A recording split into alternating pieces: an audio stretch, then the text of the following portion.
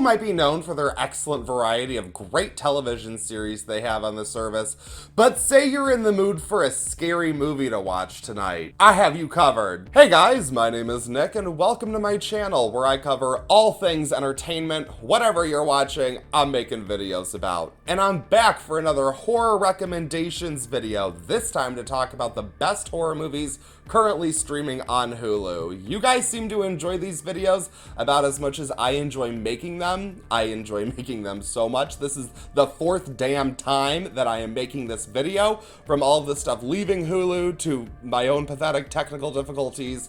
We're finally here, so let's get the disclaimers out of the way. These are movies that I know are currently streaming in the US. If you are outside of the US, I am so sorry, but don't go anywhere because this still gives us the opportunity to talk about a lot of great horror. Of course, this is just my opinion. No YouTuber can make a definitive top 10 of anything that will work for everyone. So let's have fun with it. Let's get right into it and talk about the best horror movies that you can watch right now on Hulu. Number 10 is Hellions, a thriller that is part paranormal, part psychological, and it follows a young pregnant teen girl who is home alone on Halloween when she is terrorized by a group of ghostly kids in old school Halloween costumes. This is a metaphorical horror with the creepy kids acting as a physical manifestation of this young woman's fears of being a mother, and I know it won't work for everyone. A lot of people will be like, this is just a teenager running through a house for an hour and a half. But Hellions has the Halloween vibes that I definitely like out of my Halloween themed horror films.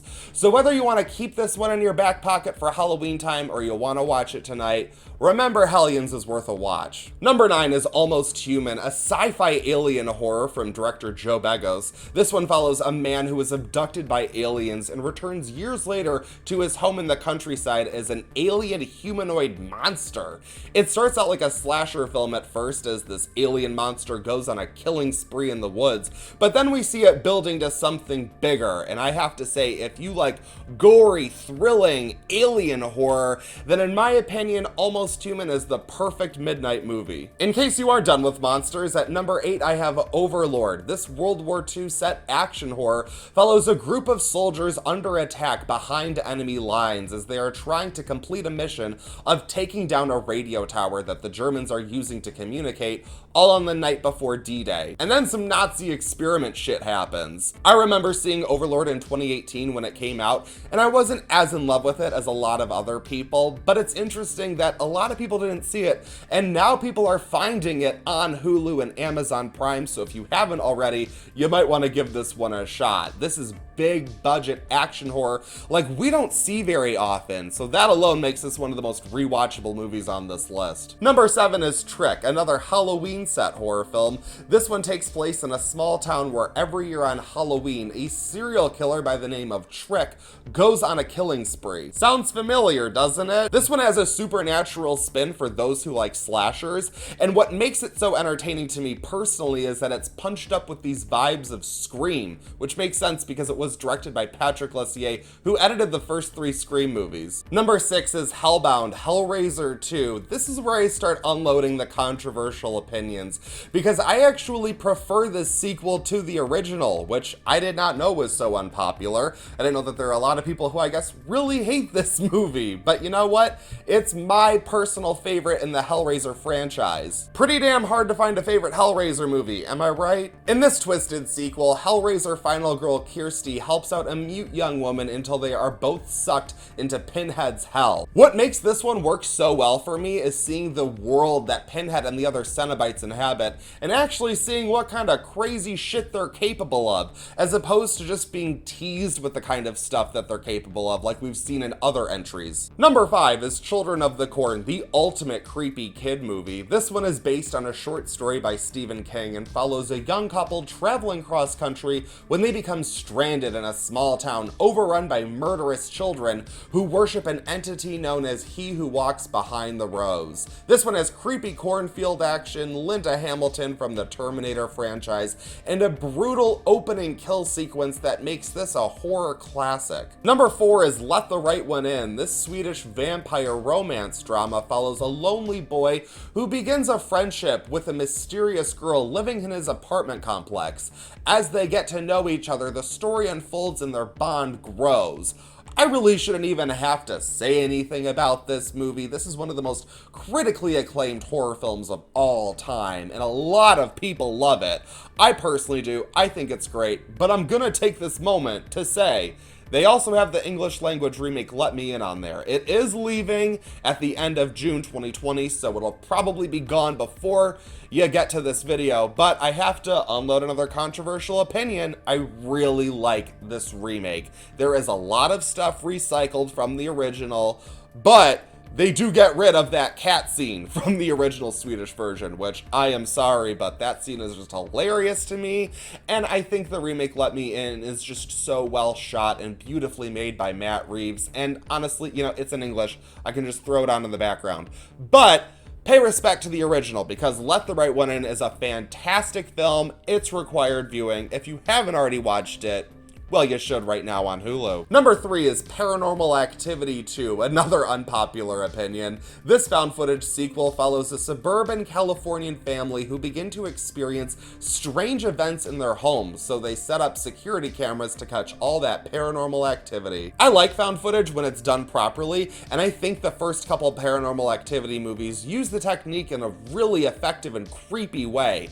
Paranormal Activity 3 is also on there. I know a lot of people prefer this one, so if you want to watch that one instead, go for it. I don't really care for the third one as much because that ending is just garbage, but Paranormal Activity 2, this is the one. This one genuinely scares me. This movie is really creepy. There are sequences in this movie that are just so scary, and I am not really afraid of most horror films, but this one still gets me. Number 2 is The Lodge. I will tell you right now, I don't know what business I have putting this at number 2 on a recommendations video. I know this is not gonna be for everyone, but this is one of the last movies I saw before theaters shut down, and I'm so glad that I did, because this is quite the experience. Riley Keough stars as a woman about to marry a man who has 2 children, so they all go away together for Christmas break to spend time in a secluded, snow-covered lodge. But when the father character has to leave to take care of business over Christmas, which makes no sense, this is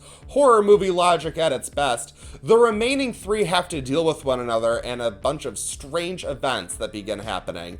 I cannot say more about this movie without absolutely ruining it and getting into it. This is, again, not for everyone. This movie is extremely dark, bleak, grim, all of that. It is just not the most entertaining, I do have to be honest, but I think it is exceptionally well made, very well acted, especially by Riley Keough.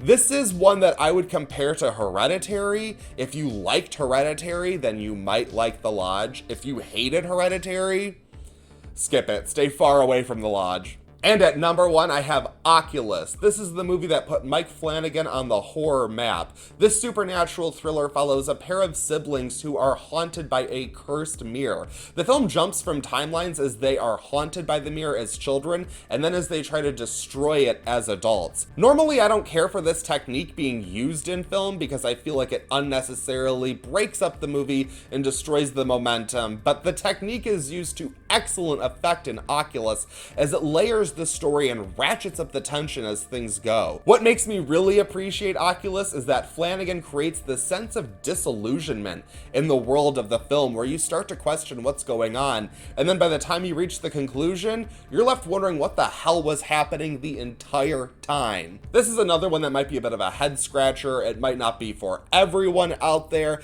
but this is one that I appreciate more and more every time I watch it, and I think it's gonna go down as a horror classic of the 2010s. Well, in case any of those didn't do it for you, I'm gonna cheat because I've got a couple bonus editions I want to add because these are new additions to Hulu, so let's throw them on the list anyway. We've got Child's Play, the remake from 2019 that I know did not work for everyone, but if you're looking for a simple bloody slasher, I think this is a good time. Crawl is a creature feature from last year that almost no one saw, but everyone who did see it loves it. This one is about a father and daughter trapped in a house during a hurricane when they are attacked by alligators. It sounds absolutely knuckin' cause it is. Krull is a lean, mean creature feature, and it's a guaranteed good time. Well guys, that's it. That is my list for the best horror movies currently on Hulu. Let me know what your favorites are in the comments below. Thank you so much for watching this video. I greatly appreciate it as always. Give it a big thumbs up to let me know you want more of these videos here on the channel. Hit the comments to let me know what you want to see here on Watch This Now, and subscribe so you don't miss any of these excellent uploads coming your way, guys. I want to give an extra special thank you to everyone who has subscribed, because you guys have just been killing it lately. You have pushed me over 200 subscribers, which I know, just saying it out loud, I'm like, I am such a baby YouTuber, and I get that, but you guys really, you make my day. Thank you so much. I greatly appreciate it again. I really do. You guys. That is it for this video, but I won't stop you from watching another.